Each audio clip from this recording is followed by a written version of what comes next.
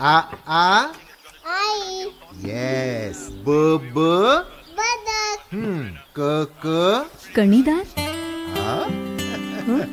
ख ख खमंग.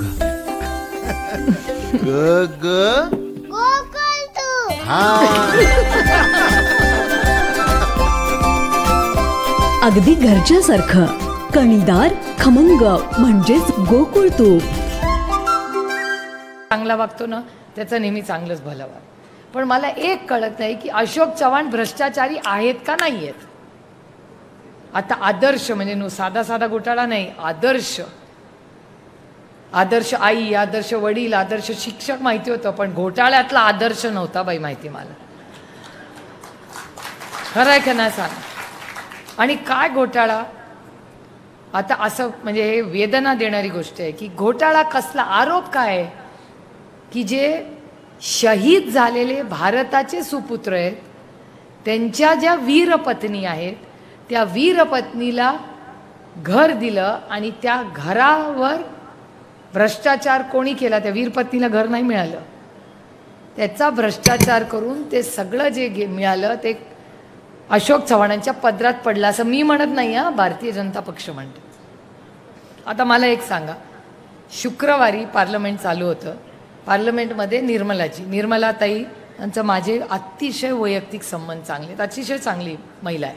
त्या आल्या आणि म्हणाल्या की हे वेळ महत्त्वाची आहे, शुक्रवारी गुरुवारी 4 का 4:30 वाजता. आणि त्या असं म्हणाल्या की आता मी श्वेतपत्रिका करणार आहे पार्लमेंटमध्ये. म्हटलं कसली श्वेतपत्रिका. तर ते म्हणाले व्हाईट पेपर श्वेतपत्रिका भ्रष्टाचाराची. म्हणलं कुणाच्या भ्रष्टाचाराची. ते म्हणजे तुम्ही सगळे काँग्रेसचे सोयरे मोकळे. म्हटलं आमचा कसला, आम्ही सत्तेत नाही, आमचा कसला भ्रष्टाचार. आणि 9.5 वर्ष काय झोपला होता काय, आत्ता भ्रष्टाचार काढताय आमचा. ते म्हणले नाही भ्रष्टाचार भ्रष्टाचार. म्हटलं बरं दाखवा कागद.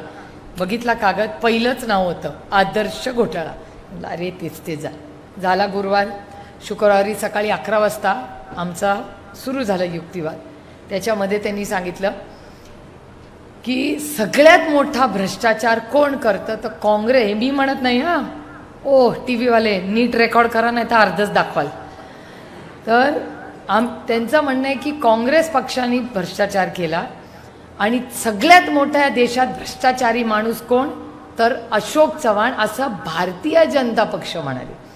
इथून आम्ही हल्ला चढवला. काय त्यांनी असा कागद घेतला आणि सांगितलं हे बघा हे कागद आहेत, असे अशोक चव्हाण भ्रष्टाचारी आहेत, असं तसं सगळं ऐकलं. आम्ही गप्प बसलो. झालं, शुक्रवार संपला.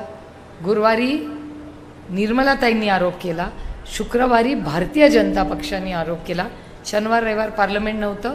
सोमवारी सकाळी मी टी व्ही लावला 7:45 वाजता आणि बातम्या चेक करायला, आणि त्याच्यात होतं की अशोक चव्हाण नॉट रिचेबल. आता सकाळी 7:45 वाजता माणूस आंघोळ करू शकतो, योगा करू शकतो, चालायला जाऊ शकतो, नॉट रिचेबल त्याच्यात काय. म्हणजे उगाच काहीतरी पेपरवाले सारखंच मागे लागतात. असं म्हणून मी विषय बंद करून टाकला. 2 वाजता मी प्रचारात होते, लोक धावत आले, ओ अशोकराव सापडले. म्हटलं हरवले कधी होते. म्हणले नाही सापडले ते. म्हटलं कुठे सापडले. ते म्हणले भारतीय जनता पक्षाच्या ऑफिसमध्ये. म्हटलं अहो नाही हो, अशोकराव असं कसं जातील तिकडे. ते म्हणले हो लावा टी व्ही. आम्ही आपल्या फोनवर टी व्ही लावला आणि खरंच ना ती पट्टी घातली होती आणि अशोक चव्हाण बसले होते देवेंद्रजींच्या शेजारी, मला वाटतं का त्या बावनकुळेजींच्या शेजारी. म्हटले हे तिथे का गेले, चुकलं वाटतं रस्ता. तर तिथे बसले. मग त्यांनी भारतीय जनता पक्षाचं कौतुक केलं. हा झाला सोमवार. म्हटलं असं कसं झालं.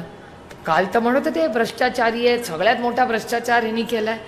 झाला मंगळवारी फॉर्म भरला आणि बुधवारी मी तर 5 वर्षाची खासदार होणार आहे, अशोकराव 6 वर्षाचे खासदार बिनविरोध झाले. आता मला प्रश्न पडला, आम्ही 6 महिने मेहनत करून प्रचार करतो, दिवस रात्र बायका पोरं नवरा कुणाला आम्ही भेटत नाही, वणवण सगळे फिरतो, आमच्यावर कुठलाही भ्रष्टाचाराचा आरोप नाही आणि आम्ही निवडून येणार 5 वर्षासाठी. ज्यांनी म्हणे भ्रष्टाचार केला त्यांनी एक बोट पण हलवलं नाही आणि 6 वर्षाची एअर कंडिशनमध्ये बसून भ्रष्टाचाराचे आरोप करून आज ते खासदार झाले. भाग्य बघा, कुंडली तो चेक करणी पडेगी. इथे मेहनत करून करून थकतोय आम्ही, रात्री 4 तास 5 तास झोपतोय आणि हे 8 तास 12 तास झोपून खासदार होते. काय फॉर्म्युला आहे. म्हणजे भ्रष्टाचार. आणि मला फक्त एकच प्रश्न पडतो ह्याच्यामध्ये की अशोक चव्हाण भ्रष्टाचारी आहेत का नाही. कारण का ना खाऊंगा हे मी नाही म्हणलेले. बघ जे म्हणले त्यांनी त्याचं उत्तर द्यावं की जर भ्रष्टाचार केला असेल तर ना खाऊंगा, आणि जर भ्रष्टाचार केला नसेल तर मग भारतीय जनता पक्षाने हात जोडून अशोक चव्हाण, त्यांचं कुटुंब आणि काँग्रेस पक्षाची माफी मागितली पाहिजे की आम्ही खोटे आरोप केले.